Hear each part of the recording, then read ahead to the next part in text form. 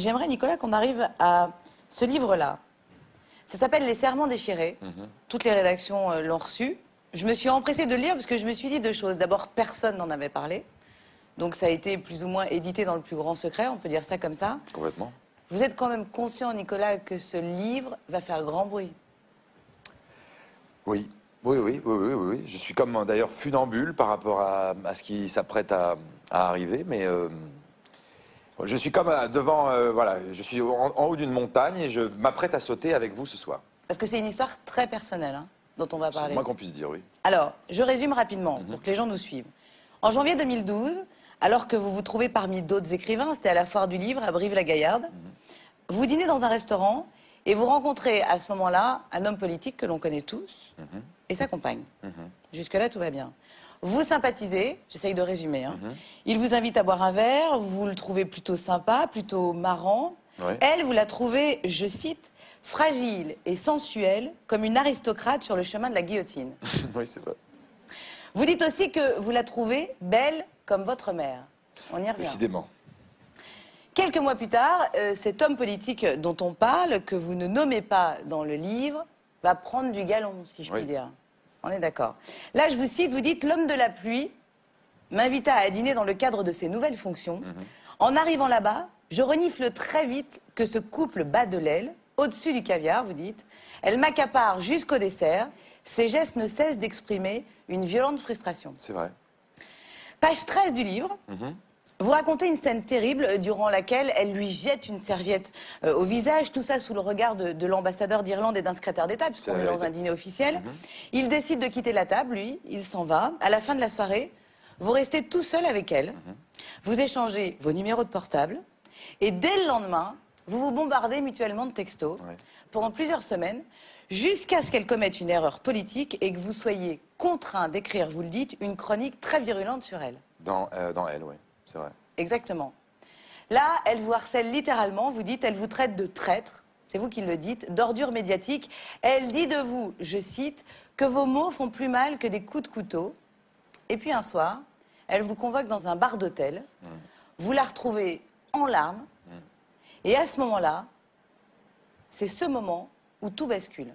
Et alors, page 32 du livre, que je remonte, vous écrivez, Nicolas, « Cette femme, pourtant plus âgée que moi, m'envoie des regards d'orpheline. En 2 heures, nous passons des insultes aux tendres griffures dans le dos. C'est une gamine injustement vieillie, mélangeant sa honte au ravissement d'une renaissance. » Bref, en gros, si je traduis, vous entamez une sorte de relation, quoi. Enfin, une relation.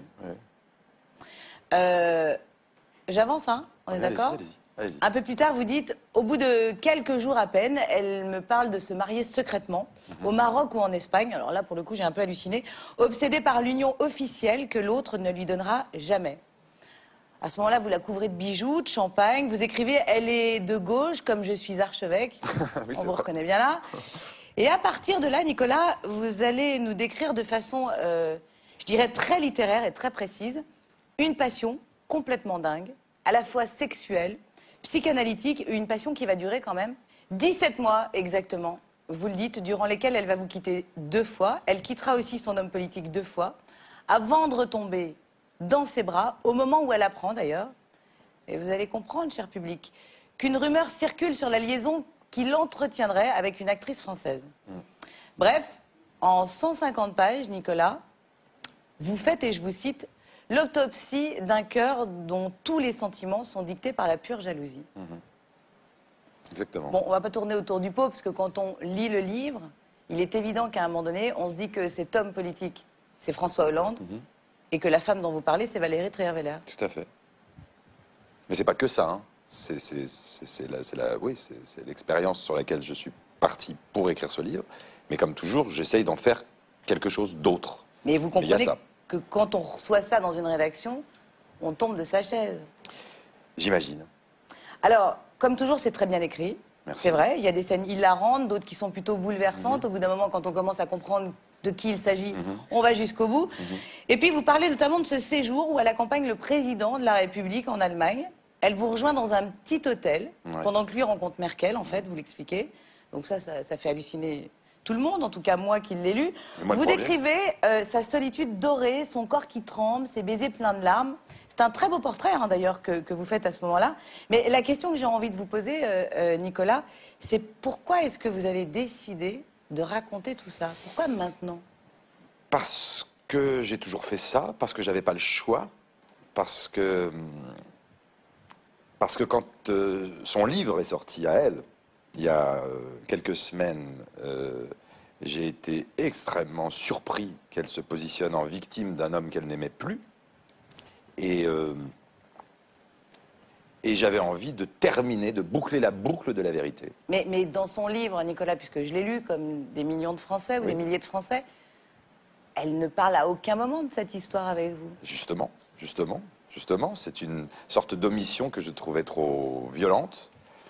Et j'avais besoin à un moment donné de dire ce qui s'est véritablement passé, quel personnage c'était, et que cette espèce de jalousie, je dirais, paroxystique, reposait sur finalement très peu de choses sur le point de vue sentimental.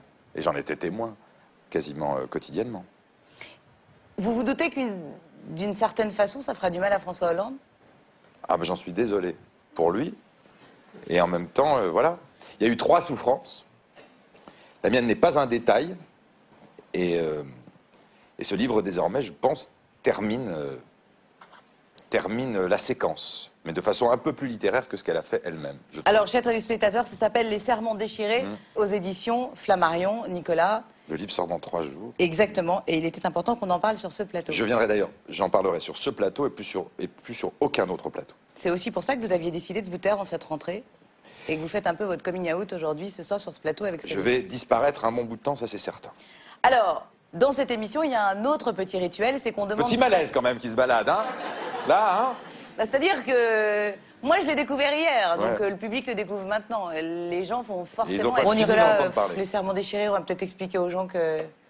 Que quoi? Bah, c'est juste une grosse connerie, quoi. C'est une grosse connerie. En effet, je t'ai proposé... T'as vu que je suis bonne comédienne ou pas? Très bonne comédienne, Merci. Alessandra. Je te Ouais. remercie beaucoup. Ouais. En effet, je me suis permis de te soumettre ce texte d'une fausse interview Ouais. ce soir que tu as divinement interprété parce que c'était ma façon à moi de répondre à la pipolisation de la politique que certains nous imposent.